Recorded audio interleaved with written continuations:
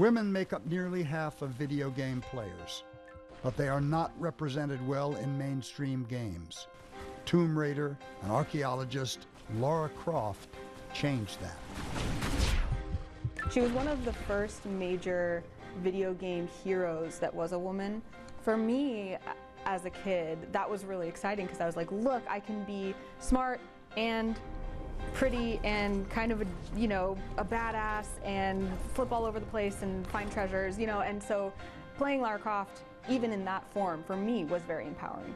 When the game debuted in 1996, Lara Croft was every male gamer's fantasy character. Her exaggerated figure was a big seller.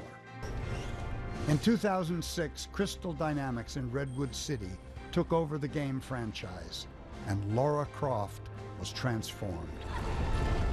Lara Croft has evolved to more of a character that has a little more depth. They're trying to kind of tell her origin story, and I think that's such an interesting thing to really dissect, because on the one hand, that's really important that you show multifaceted women characters. On the other hand, there's kind of this obsession with making her not too pretty, not too sexy, because if she's too pretty, then she can't be a real woman. For more real women to be on the screen, there have to be more women behind the screen. Game development is a very interesting industry in that many of the consumers are female, but those producing the games are not always female.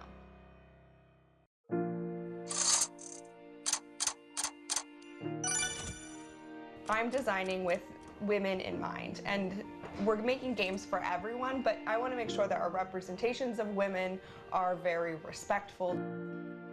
Kate Gorman grew up in San Francisco.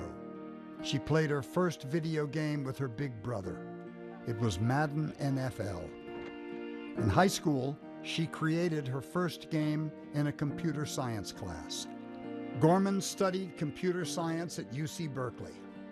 After her junior year, she took an internship at Zynga in San Francisco. Zynga was one of the first companies to create games for Facebook.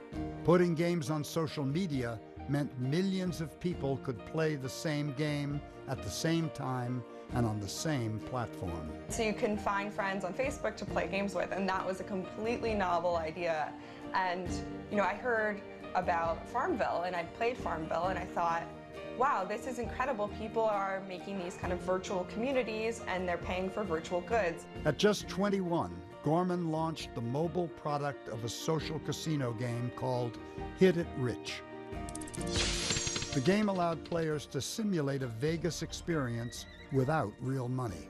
I took the slots org from 0 to 145 million, and that was really by pushing through on mobile and being the first to incorporate new game mechanics and really engaging experiences. So being at Zynga, that really equipped me with the confidence to know that I was skilled despite being young in an industry that's very young itself.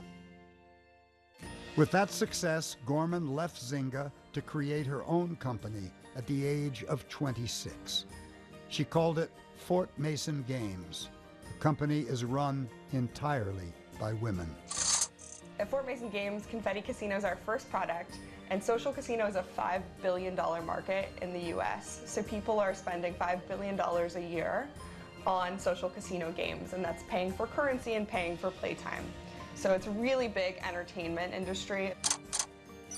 Confetti Casino, it's a mobile app. You play it on your phone, and it is a virtual Vegas experience. So we like to say it's a $0 Vegas vacation.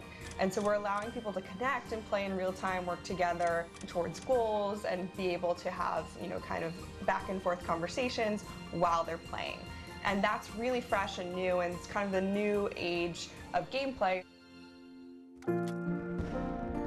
And it's not just gameplay. The gaming industry has created a whole new way of life. You have to be really, really disciplined. You have to have a schedule, and you have to stick to it and be consistent. Squash like the bug you are. Go behind the scenes and see what it takes to be a career streamer on NBCBayArea.com/revelations.